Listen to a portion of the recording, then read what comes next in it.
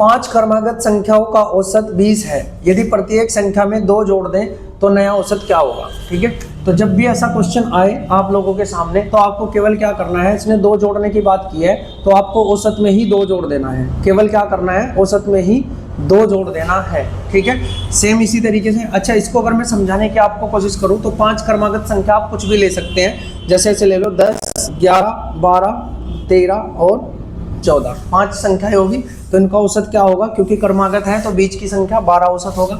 अब सब में 2 जोड़ना है तो 2 जोड़ने के बाद ये कितनी हो जाएगी 12, ये कितनी हो जाएगी 13 और ये कितनी हो जाएगी 14 और ये 15 और ये 16।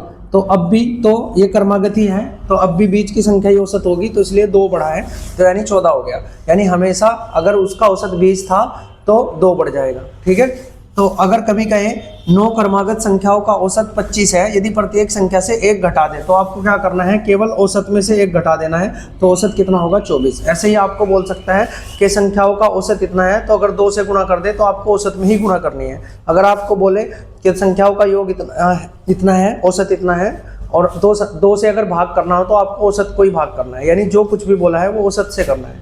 अगर वीडियो पसंद आई तो इसको लाइक करना। Thank you.